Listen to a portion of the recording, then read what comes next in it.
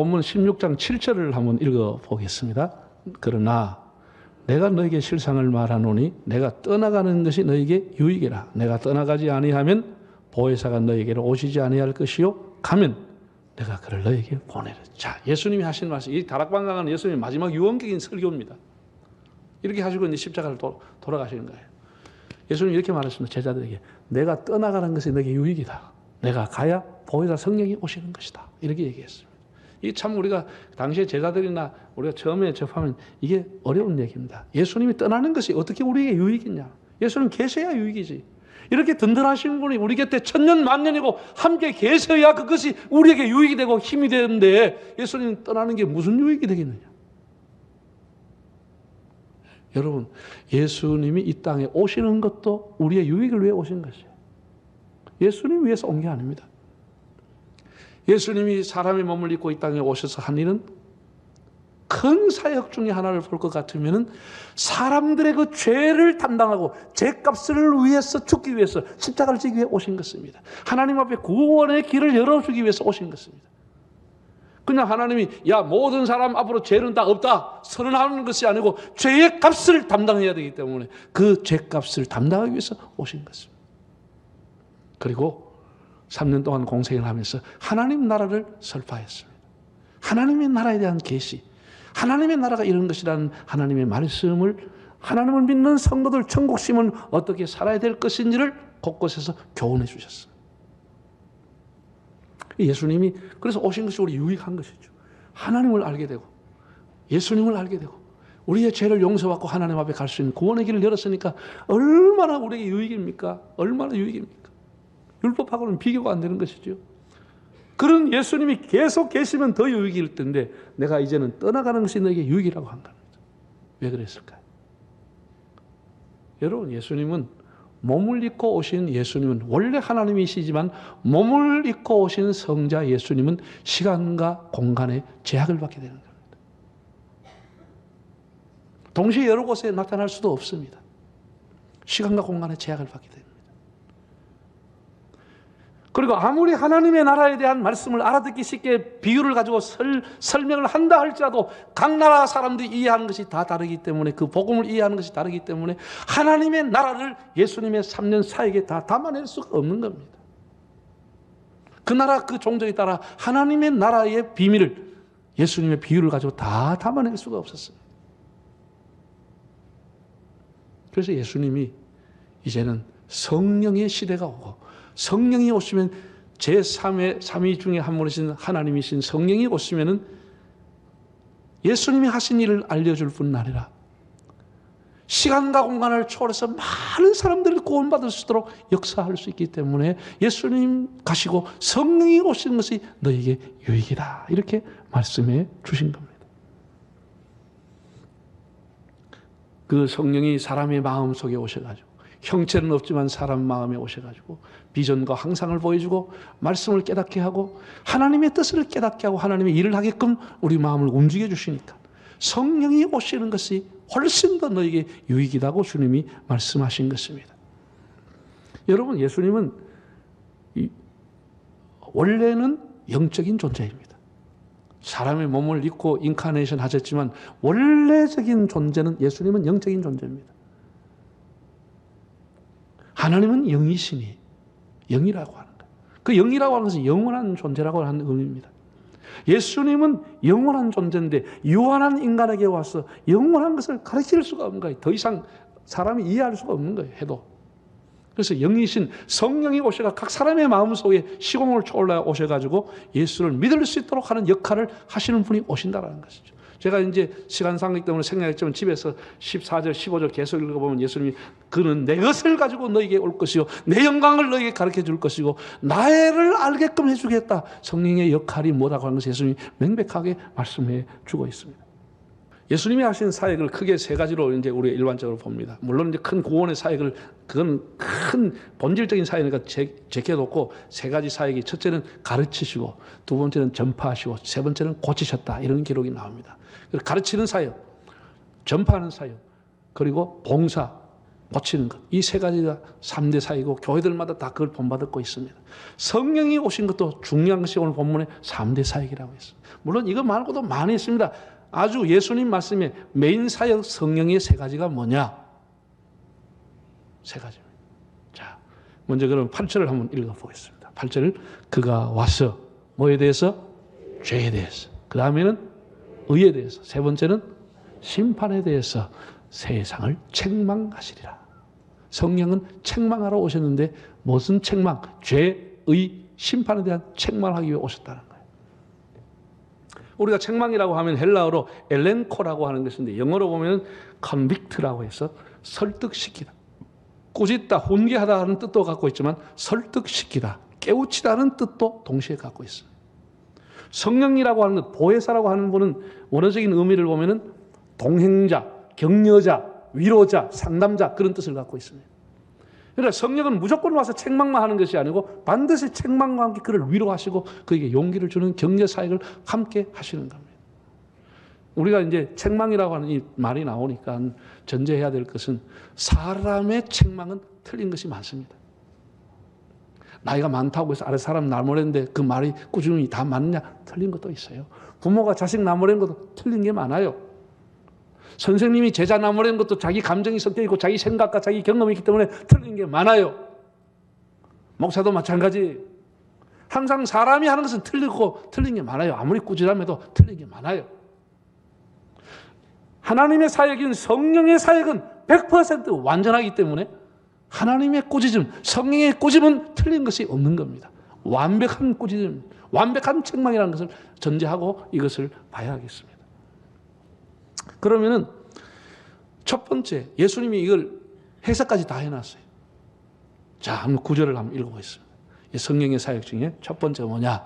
죄에 대하여라 함은 뭐라고요? 그들이 나를 믿지 아니하며. 이거는 여러분 어느 정도 이해가 될 겁니다. 두째, 셋째는 예수님의 해석 자체도 쉽지 않아요. 자, 쉬운 성경에 보면 뭐라고 되어 있냐 하면 그분은 사람들이 나를 믿지 않는 것이 바로 죄라는 것을 말해 주시고 성령이 오셔가지고 예수를 믿지 않는 것이 죄라고 하는 것을 가르쳐 준다는 거예요. 인간의 마음이라는 책을 쓴 미국의 정신분석가자 칼 매닝거라는 박사는 현대인들의 병리는 한마디로 죄인은 많은데 죄의식이 없다는 겁니다.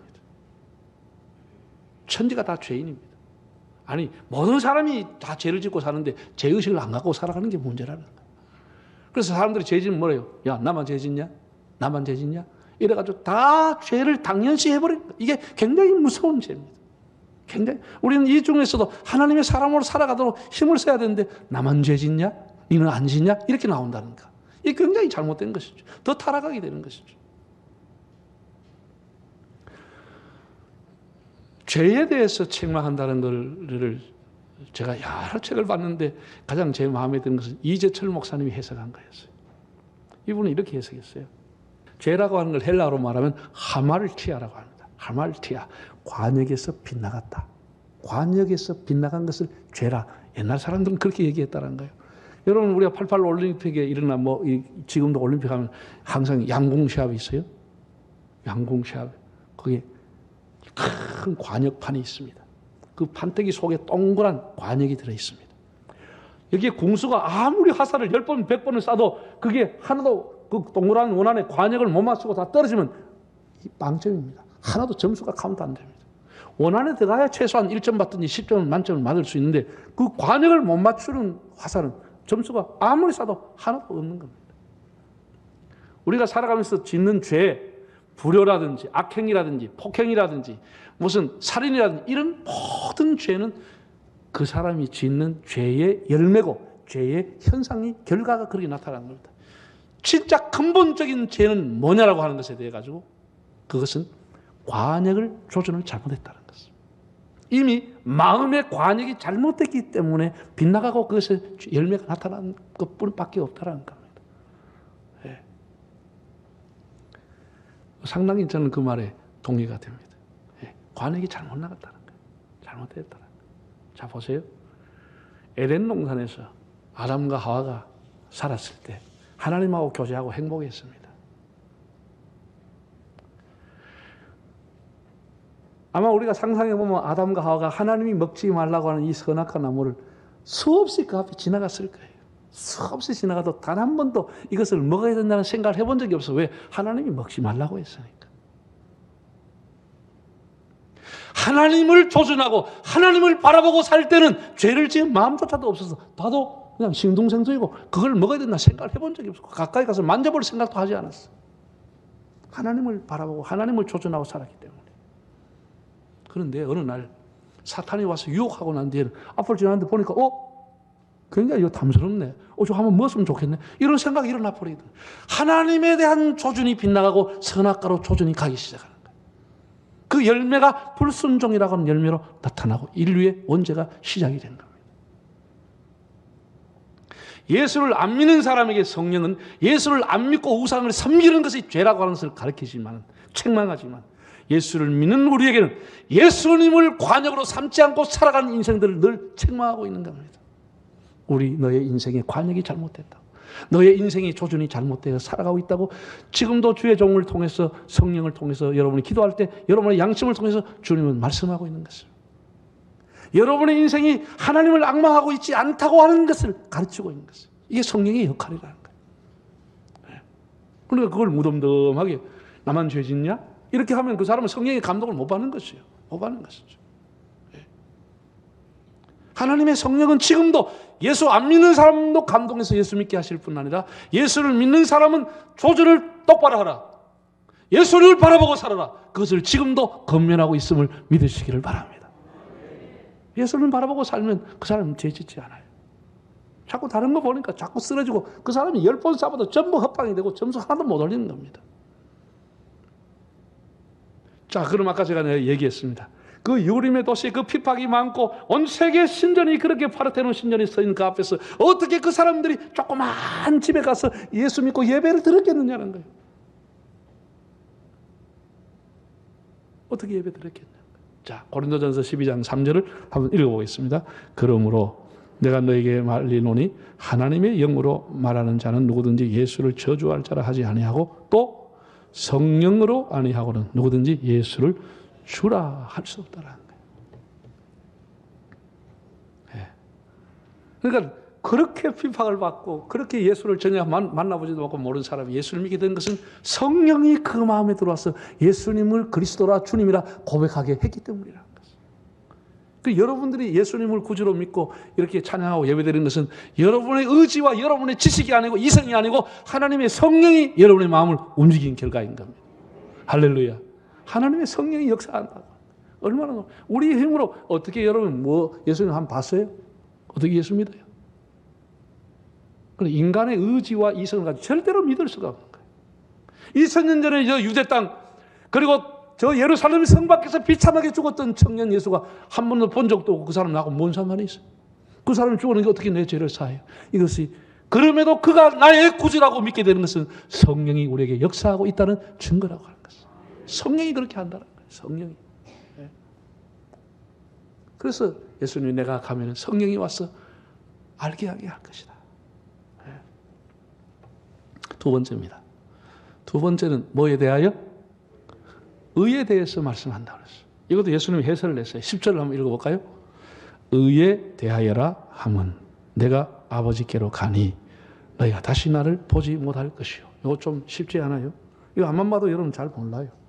이게 무슨 의에 대한 설명이다. 내가 아버지께로 가서 너가 나를 못 보는 것이 의라고 하는 거예요. 네. 쉬운 성경을 보니까 이렇게 나와 있어요. 내가 아버지께 감으로써 너희가 더 이상 나를 보지 못하는 것이 하나님의 의라는 것을 알려주실 것이요. 그래서 이것도 쉽지 않은데 아주 쉽게 제가 얘기하면 이런 겁니다. 예수님이 십자가에 돌아가시고 하나님께로 돌아가신 겁니다. 그 예수님이 십자가에 돌아가신 그것이 바로 하나님 앞에 의로 인정받는 일이고 그것을 믿는 사람에게 하나님의 의가 임한다는 것입니다. 이거를 누가 가르치냐? 성령이 가르쳐준다는 거예요. 성령이 가르쳐준다. 완전한 의. 하나님이 원하시는 완전한 의는 예수 그리스도가 하신 그 십자가를 믿는 것이 완전한 의가 되고 그 사람은 하나님 앞에 설 때 죄가 가리우심을 받고 죄를 간과하신다. 성경은 그렇게 말하고 있습니다. 내 의가 아니고 예수님의 의를 믿는 것이 하나님의 의라고 하는 것을 성령은 너에게 가르쳐 주실 것이라. 그런 얘기입니다.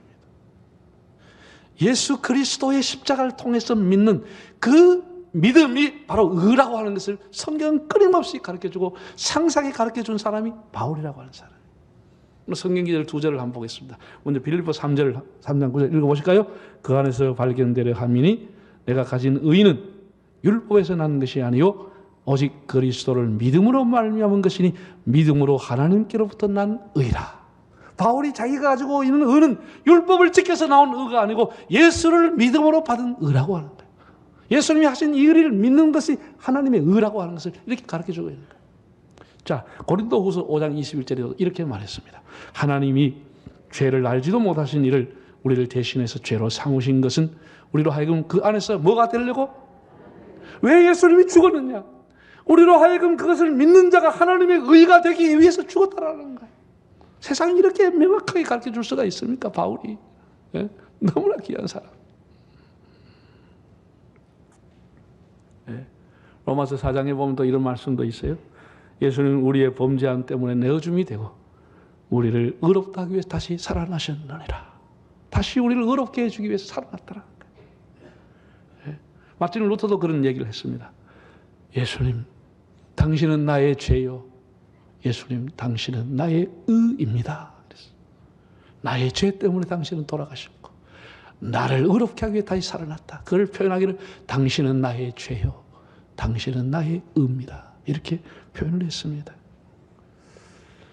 여러분, 성령님은 우리가 2000년 전에 저 예루살렘에서 돌아가셨던 예수님 한 번도 본 적이 없고 만나본 적이 없고 한 번도 알지 못하지만 지금도 예수님이 하신 그 일을 믿는 자가 하나님의 의가 되고 하나님 앞에 구원받는 자녀가 될 수 있다고 하는 것을 지금도 우리에게 가르쳐 주고 있는 것입니다.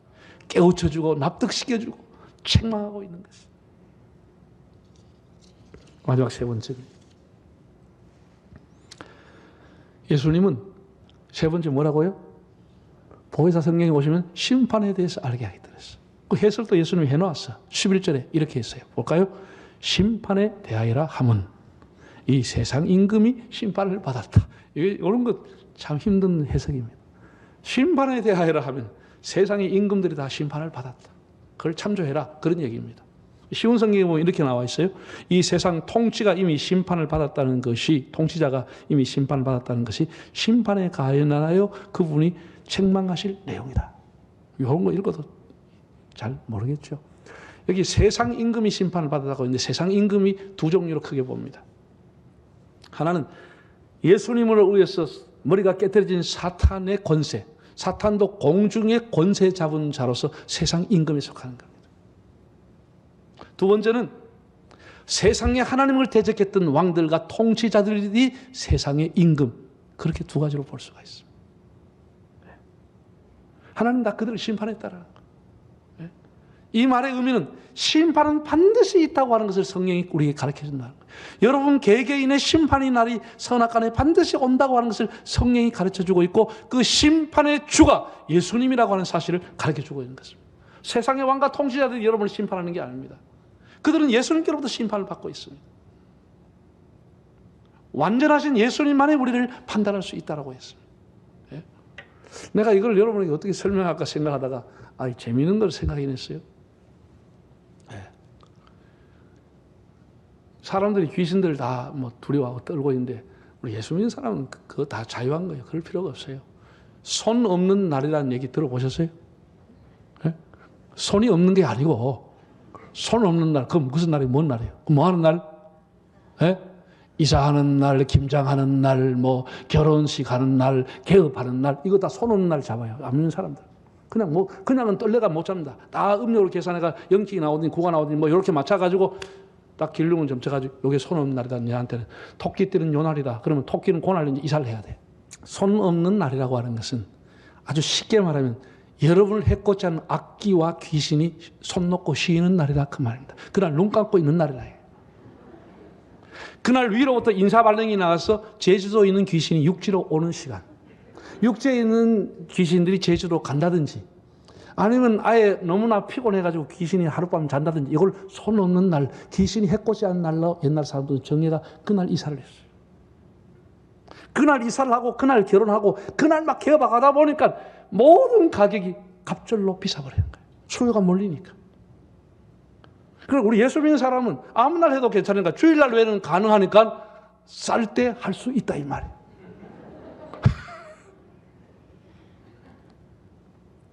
여러분, 사람들은요 귀신을 무서워하면서도 귀신을 속이려고 했습니다. 그게 뭐 흔적이 엄청 많습니다.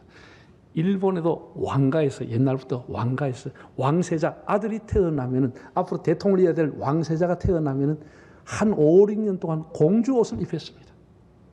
혹시나 그 귀신이 와서 왕이 될 사람 적통자를 끊을까 싶어, 해코지 할까 싶어가지고 공주의 옷을 입혀가 귀신을 속였습니다. 우리나라에도 내가 문서를 보면 옛날에 아주 귀한 집의 자식들은 천하게 옷을 입혔다고 하는 거예요. 집에서 천한 옷을 입혔어요. 혹시나 귀신이 와서 해코지 할까 싶어. 여러분도 떨어진 옷을 입고 다녀야 됩니다. 이렇게 깨끗한 옷을 입고 있다고 하면 귀신으로부터 해방됐다는 거 아니에요? 해방됐다는 거 아니에요? 그래서 우리가 사람들이 말하는 것들 한번 보세요. 말하는 것들 뭐라 그래? 야, 이건 귀신도 모르는 일이다. 귀신을 속이려고 하는 거예요. 귀신도 헛소리하고 이치 안 맞는 얘기를 할 때 뭐라 그래요? 귀신 씨나라 까먹는 소리 하지 마라. 그게 말도 안 되는 소리 하지 마라. 귀신도 말도 안 되는 소리 한다는 거예요.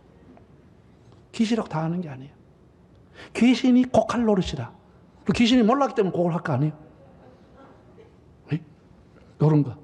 선차는 귀신이 사람 잡아간다고 그랬어요.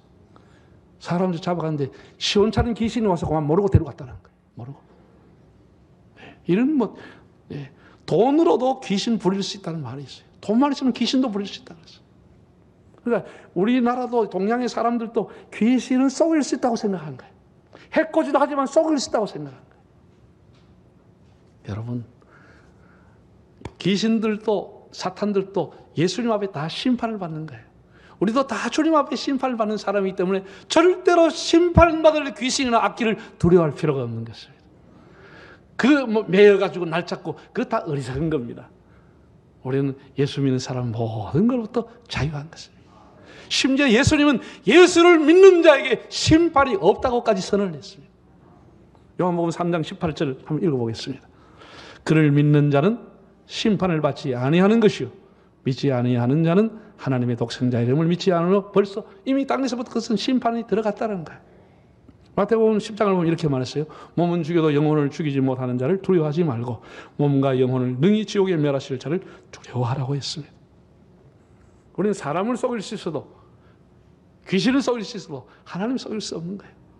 다윗의 시편을 보면 다윗은 주는 낮이든 밤이든 내 마음을 깊이 아시나이다. 하나님 속일 수 없다고 그랬어요.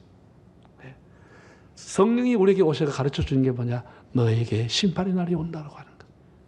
심판의 주가 너를 판단하실 날이 온다고 하는 것을 지금도 가르치고 있다고 하는 거예요. 지금도 꾸짖고 설득하고 가르쳐 주고 있다는 것이 얼마나 놀랍습니까? 사랑하는 성도 여러분, 교회의 역사를 보십시오. 어느 시내 어느 교회든지 교회에 맥박이 뛰고 회심자가 일어나고 영적 부흥이 일어날 때는 다 성령이 역사할 때입니다. 세계적으로 영적 대각성 운동이 일어나고 영적 기도의 운동이 일어나고 영적 대부흥이 일어날 때는 다 성령이 강력하게 역사할 때인 것입니다. 우리는 하나님의 성령을 간구한 한 해가 될 수 있기를 바랍니다. 성령의 충만함이 교회와 여러분을 움직일 수 있기를 바랍니다. 지금도 하나님의 성령은 우리의 죄에 대해서 예수 믿지 않는 것이 죄고 예수님을 관역으로 향하여 예수님을 바라보지 않고 살아가는 것이 죄라고 하는 것을 지금도 가르치고 있습니다. 의에 대하여 예수 그리스도의 십자가가 바로 하나님의 의라고 하는 것을 지금도 가르쳐주고 있는 것입니다. 그것이 구원받는 길임을, 그리고 마지막 날 심판의 날이 올 것이고 그 심판주가 예수님이라고 하는 사실을 지금도 가르쳐주고 있습니다. 이 놀라운 성령의 역사를 우리가 인정하면서 성령의 인도함을 받고 가르침을 받고 꾸지름을 받고 하나님이 기뻐하는 길을 가신 여러분의 삶이 되시기를 바랍니다.